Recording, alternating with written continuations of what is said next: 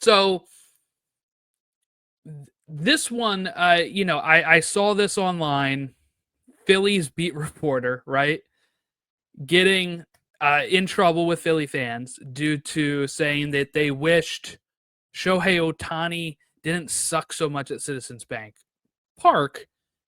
Because obviously, as a reporter or even as a fan, I would think you want to see the legends of the game that are playing right now do some special stuff.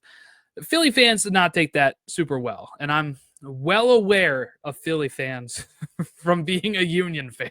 Okay, but uh, I wanted to kind of equate this into a bit of Major League Soccer because we have a player, Logan, who is the best in his game, kind of like a Shohei Ohtani.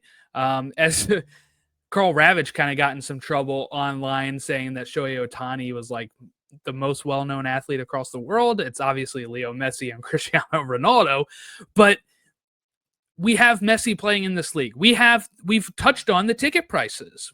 They're insane, right? We've touched on how much the league caters to the fans of Messi.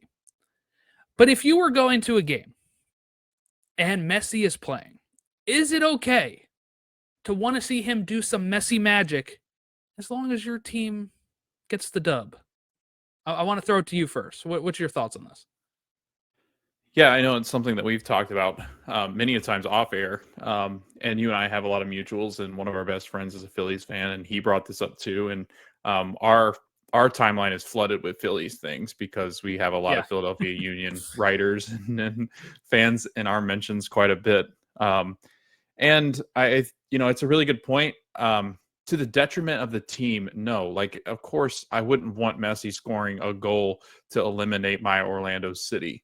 That being said, Jordan, if I'm going to go to a game to watch Lionel Messi play and he's going to score a goal, and I mean, if it beats my team in a regular season game, like, you know what? Like, he's the best player in the world, and it's almost expected at that point, right? Like, you go to games and you just expect a person to score. It was just the same as like Joseph Martinez, who was one of the best strikers in this league. When he came to Orlando, he was going to score. Like, it was inevitable. Just like I think a Shohei home run's inevitable. I think a Lionel Messi goal against your team is inevitable. I think he scored against most MLS teams that he's played against. So it's not like it's rare. He is the best person in the world. The best player in the world as far as soccer is concerned. And if I'm paying that much money to go see Lionel Messi play, then you kind of hope he does do something magical, because as detrimental it could be to a team, your team, in losing, I still think that I would honestly, and I know different sports are different because you've got a longer season in MLB than you would MLS, but yeah, I think it wouldn't hurt me in the long run to see Lionel Messi score a goal. And the only way I'm really going to do that is if he's playing against my team. And I've always been in the belief that one goal shouldn't really do it for you. One goal shouldn't beat you. So if Lionel Messi scores one goal, your team should at least score one goal too. So yeah, I think it's a very interesting question. Another thing too is that I think what a lot of sports fans don't realize, and it's a little bit different as we've gotten further and further. And I had this conversation in a group. Um, I think sports writers get deemed fans of the team because they write for the team. That's what I was going to bring up. Yeah. Fans, right? They're not, for the most part. Now, we do have more bloggers and more people like us who are fans of teams that go to these games. But Jordan, you and I objectively cover our two teams. We try to do it without any kind of bias because we cover the league. But I've seen many people do this in a professional way where they're good to criticize their own team. I think that, fan bases that get upset about their beat writers criticizing the team or challenging their ownership or teams, or it's wild because that's their job. And they're kind of people that keep your teams in check and your owners in check, your managers in check, and players as well. They are the line of holding people accountable and a voice for people inside of the locker room, and they hear what us fans have to say. But I would say, Jordan, and correct me if I'm wrong, but anytime I've been in the press box, I'd say it's about 95% of them are neutral, or at least if they're covering a sports team, they're not rooting for said. And if you do root, if you show any kind of rooting interest, they'll actually kick you out of the press box. So it's very interesting because we've been on both sides of it where people are like, oh, you're just criticizing them because you're an Orlando City fan, or you're criticizing them because you're an Orlando City fan and you're criticizing the team because you just no, like you hate them. I'm like, no, I don't hate them. I'm just criticizing them and being honest because I just feel like there's a lot of that, especially with beat writers. They think that all of them have to be fans of the team.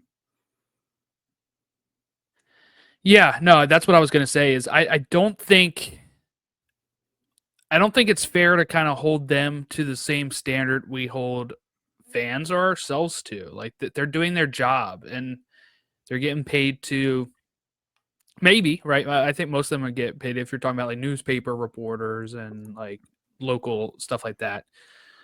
We don't get paid to cover the teams. But it's one of those things where if you look at it like that, it's one of those things where it's really tough to. They're doing their job. They want to see the best people play. If we want to keep the Shohei stuff going on, 2021, I went to the whole reason I went to these 2 back-to-back Oriole games were because he was playing. And it was, I mean, like I'm an Oriole fan. I would love to go to the games anyway, but I marked off those 2 games because I was like, oh, Trout and Shohei will be playing. Trout was injured, so he didn't play. But I was like, oh, and once I figured out one of the games Shohei was pitching, I was like, I'm going. And then the next day I'm going to go see him play like DH, right? And it was the perfect thing. I got to see him pitch. I got to see him hit a home run. And the Orioles smacked those Angels around 2 games in a row. And it was like, all right, it had the best of both worlds. So I agree with you. I don't think there's anything wrong with like, if I see Messi play, and especially with the price of admission, of being like, oh, okay, I want to see him do something, but I want to make sure like if he scores, we win 2-1, we win 3-1, but you still want to see something there. Like you said, if you're paying that much for Messi, which obviously not all those fans are, but like season ticket holders are not paying those insane prices. If you're paying the insane price, you're going to see Messi, right? So that's kind of where I stand with it. I was just thinking about it the other day. I'm lucky to have seen so many like Hall of Fame players on like baseball, football. We don't really have, like, of course, we have the American Hall of Fame, but like there's no like worldwide really Hall of Fame for soccer. It's such a world sport. But I've got to see, I got to see like Frank Lampard. That MLS. I went to MLS All Stars 2012 at Subaru Park against Chelsea, and that Chelsea team was had just won the European Championship, the Champions League, just a couple months ago.